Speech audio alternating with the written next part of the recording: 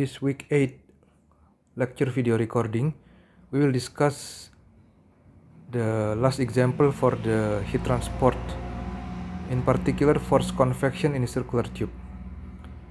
We will not discuss the rigorous solution for this particular problem, but we will approach this case by solving the limiting case, or what we call asymptotic solution to this problem, which is simple enough to be solved analytically. Imagine that we have a viscous fluid with the physical properties of the viscosity, the thermal conductivity, the density, and the heat capacity constant.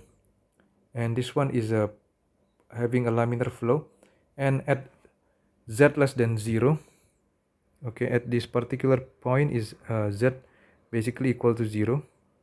What we are talking is about when z is less than 0, then the fluid temperature is uniform, okay, at what we call as T1 basically. However, as the fluid flows downward at z higher than 0, there is a constant radial of heat flux Qr is equal minus Q naught at the wall. So in this particular thing, you can consider that the pipe is basically wrapped uniformly with an electrical heating coil, and the fluid basically receive a heating from these coils. Okay, if the pipe is being chilled, then Q naught has basically a negative value. The first step in here is that we go back into the postulations where the VR will be equal to 0 because there is no velocity in the directions of the radius. Okay, and then the V along the angular directions also equal to 0 because there is no velocity in the angular directions. Angular direction that we can view in here is something in this directions in here. Okay, then the velocity in this directions will be 0. We only have the velocity in the z directions. We all have discussed the momentum transport. I think in the week 3 solutions we have in the momentum transport we have derived this particular velocity profile for the flow of fluid going downward in a circular tube, and this particular term in here is equal to the velocity max in the z directions. So we will be using this velocity profile in the z directions, which has a parabolic velocity profile. However, the shell element in here is not the same with the other problem that we have discussed. In here we have a washer shaped shell elements, okay, which has a thickness of delta R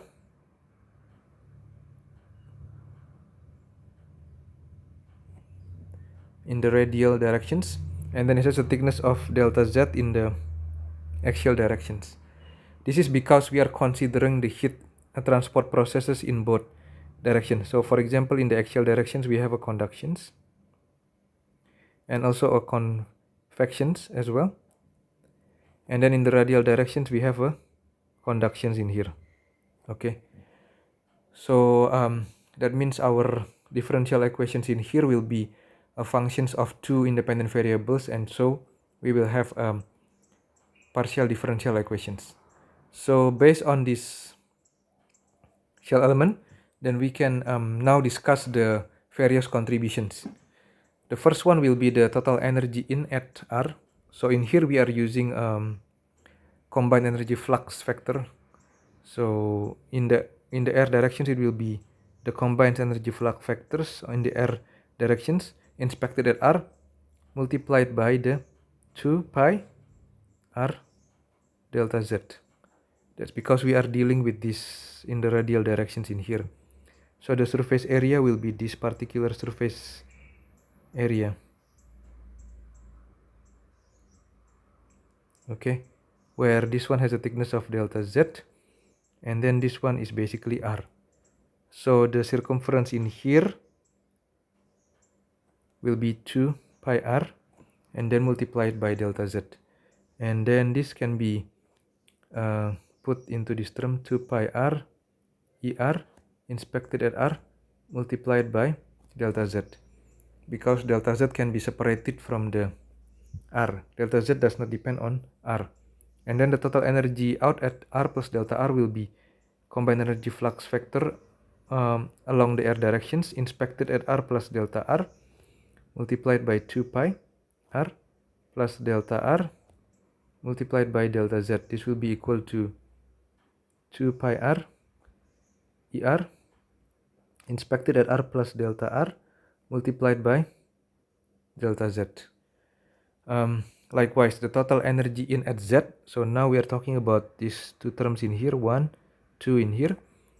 That will be combined energy flux vector along the z directions inspected at z multiplied by 2 pi r delta r. Because what we essentially use in here is this particular surface in here. Okay. So the circumference in here will be 2 pi r, and then you have a thickness in here of delta r. So the area will be 2 pi r delta r, or as we discussed in our previous problem, you can basically approach this from the by basically subtracting the area of the outer circle minus the area of the inner circle. Okay, and then the total energy out at z plus delta z will be a combined energy flux vector along the z directions inspected at z plus delta z multiplied by 2 pi r delta r. And then we also have another term, work done on fluid by gravity.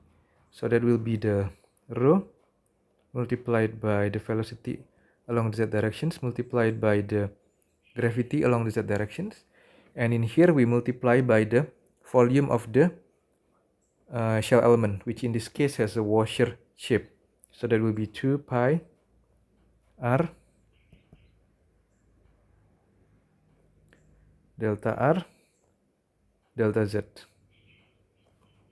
Then after having all these terms in there, we can substitute them into the energy balance.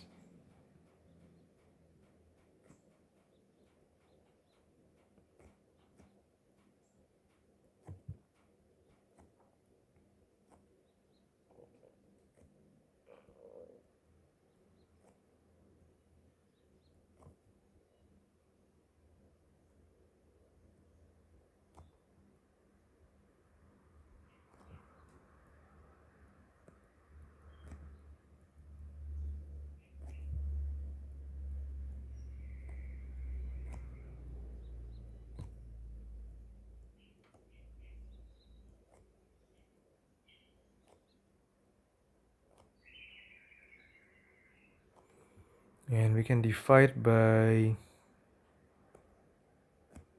2 pi delta r delta z. The next term will be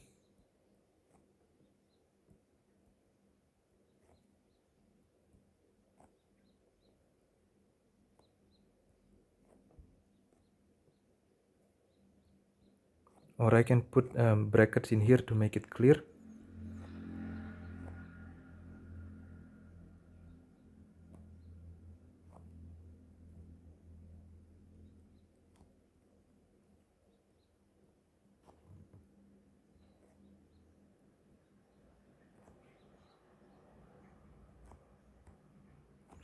Note that in here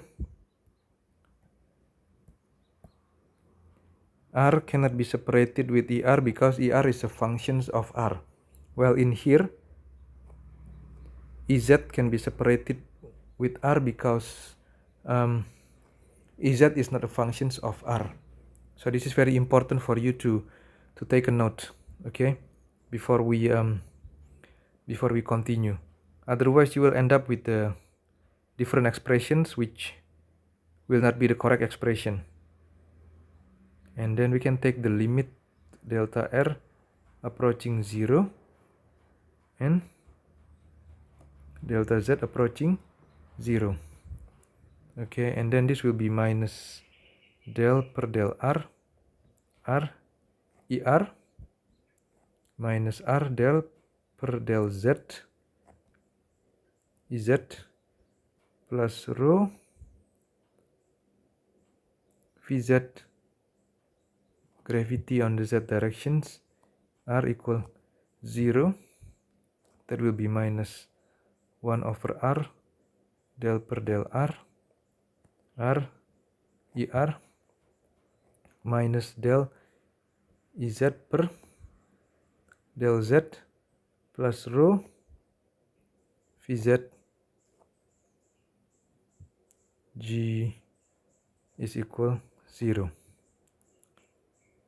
Now we have omitted the subscript z in gz has been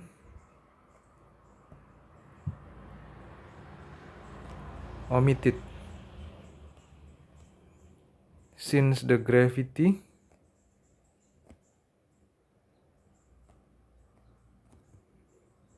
acting in z direction. Okay, as you can see in here, we have omitted this z in this particular g because it's clear that the gravity is actually acting in the z directions. So basically we have this particular partial differential equations.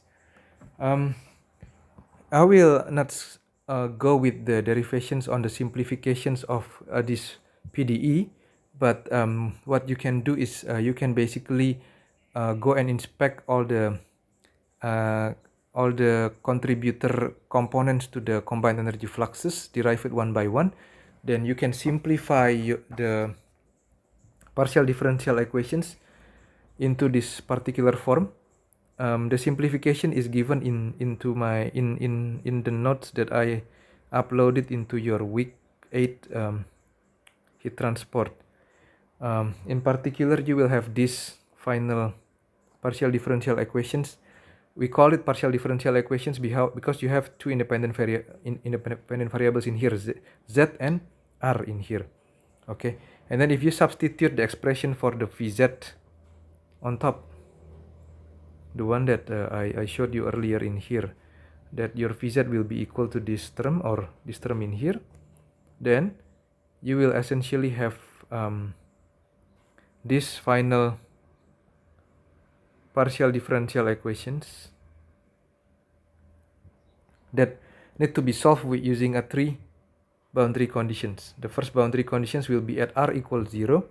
Your temperature should not be infinite, so it should have a finite value. And then at r equal r, the conductions in the wall should be equal to Q naught. And then at z equal 0, your T should be equal to T1. Why this is the case? Because at this particular positions in here, as we described earlier in the problem definitions, at this particular surface in here, at z equals 0, then the temperature of the fluid will be equal to the fluid inlet temperature, or T1. Okay. Then to simplify our PDE in here, we can define a dimensionless variable as follow. So the first one, we can do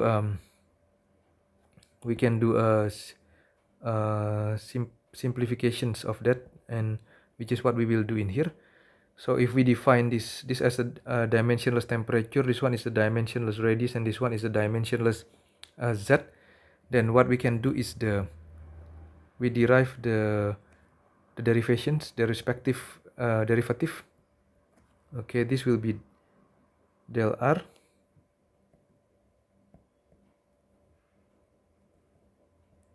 divided by r.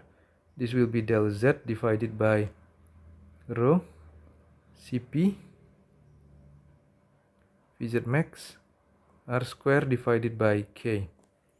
Note that we only care about which one is the independent variable. So this one is the independent variable, so that's why it becomes this term. This is the independent variable, so it becomes this term.